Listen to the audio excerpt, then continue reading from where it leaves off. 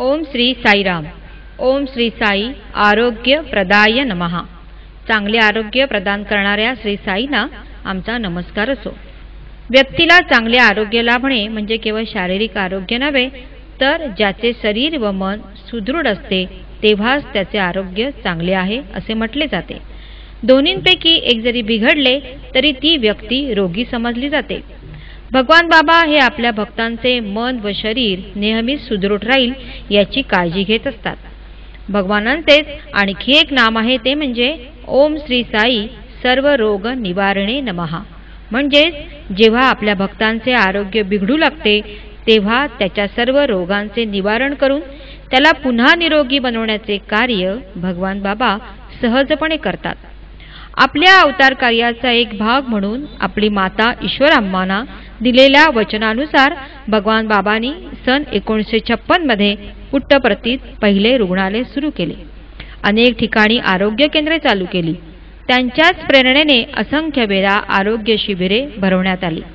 परंतु या सर्वांवर कळस चढविला तो 22 नोव्हेंबर 1991 रोजी सुरू करण्यात आलेल्या सुपर स्पेशालिटी हॉस्पिटलद्वारे, ज्यामध्ये हृदयविकार, मूत्रपिंड विकार, यकृत, नेत्रविकार व मज्जासंस्थेवरील उपचार हे विनामूल्य केले जातात. अर्थात हे एवढे मोठे कार्य केवळ भगवंतांनाच शक्य आहे. या गोष्टीकडे सोयीस्करपणे दुर्लक्ष करून काही शंकेखोर व्यक्तींच्या मनात असे आले की जर भगवान बाबांकडे सर्व रोग निवारणाची शक्ती आहे तर आरोग्य अबाधित राहण्यासाठी रुग्णालये बांधण्याची आवश्यकता त्यांना का वाटते. या शंकेखोरांच्या मनातील शंका जाणून भगवान बाबा म्हणाले, काही व्यक्ती विचार करत असतील की स्वामी आपल्या संकल्पनाने जर सर्व व्याधींवर उपचार करतात तर मग एवढ्या मोठ्या हॉस्पिटलची आवश्यकताच काय. त्यांनी थोडासा खोलवर जाऊन विचार केल्यास त्यांना समजेल की माझे केवळ हेच एक हॉस्पिटल नाही, प्रत्येक हॉस्पिटल मग ते कुठेही असले तरी ते माझे स्वतःचे आहे. मी त्या सर्वांवर नजर ठेवत असतो. इतकेच काय, मला मदतीची विनंती करणारी व्यक्ती मग ती कोणी असेल, घरात, हॉस्पिटलमध्ये कुठेही असेल व कोणत्याही भाषेतून माझी प्रार्थना करीत असेल तर त्या सर्व व्यक्ती माझ्याच आहेत. माझे अस्तित्व केवळ प्रशांती निलयमपुरते सीमित धरू नका. ज्या ज्या वेळी एखादी व्यक्ती कोणत्याही ठिकाणी शुद्ध अंतःकरणाने प्रशांती करता माझी प्रार्थना करते ते स्थान प्रशांती निलयम बनते.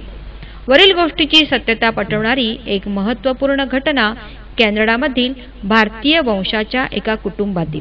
हे कुटुंब कॅनडात स्थायिक होण्यासाठी गेले असताना सुरुवातीच्या धडपडीच्या काळात घर, नोकरी, मुलांची शिक्षणे यामध्ये स्थिरस्थावर होत असतानाच त्या कुटुंबातील स्त्रीची प्रकृती बिघडली. तिच्या शरीरात गाठी असल्याचे आढळले. ऑपरेशन करण्याची मानसिक स्थिती त्या स्त्रीची नव्हती. तसेच त्यासाठी लागणारा खर्च, नवीन नोकरीतून रजा मिळणे हे असे अनेक संकटाचे डोंगर त्यांच्यासमोर उभे राहिले. त्या स्त्रीच्या डोळ्यासमोर सतत आपल्या लहान मुलांचे चेहरे येत व आपल्यानंतर यांचे काय होणार ही चिंता मनाला भेडसावत राहिली. काही वर्षापासून शिर्डी साईनाथांची भक्ती करणाऱ्या या स्त्रीला त्यांच्या पुनरावताराविषयी म्हणजे स्वामींविषयी पूर्वीपासून माहिती होती. परंतु अगदी अलीकडेच ती त्यांची भक्ती करू लागली होती. इतकेच नव्हे तर त्यांच्यावर दृढ श्रद्धाही बसली होती. त्यात हे संकट औषधोपचार सुरू झाले, परंतु फारसा गुण येईना. दररोज स्वामींचा धावा सुरू झाला. असे अनेक दिवस गेले. आशा निराशेचा खेळ सुरूच होता. मृत्यूचे भयही सतावित होते. इतक्यात एक दिवस स्वामी त्या स्त्रीच्या स्वप्नात आले व म्हणाले, मी तुझे रक्त बदलत आहे. I am changing your blood. आणि अत्यंत कृपाळू दृष्टीने त्यांनी तिला आशीर्वाद दिले. दुसऱ्या दिवशी भारतातून तिच्या नातेवाईक डॉक्टरांचा फोन गेला व त्यांनी तिला एक औषध घेण्यास सुचविले, जे अत्यंत स्वस्तही होते. त्या दिवसापासूनच तिने ते सुरू केले आणि तिचे आरोग्य बघता बघता पूर्ववत झाले. संकटाचे काळे ढग स्वप्नांमधून मिळालेल्या स्वामींच्या अभयाने दूर झाले. तिचेच नव्हे तर संपूर्ण घराचे मानसिक आरोग्यही पूर्ववत झाले. इथे एक महत्त्वाची गोष्ट ध्यानात येते, ती म्हणजे या स्त्रीने किंवा तिच्या कुटुंबातील कुणीही तोपर्यंत स्वामींचे प्रत्यक्ष दर्शन घेतले नव्हते. ओम श्री सत्यसाई नाथार्पणमस्तु.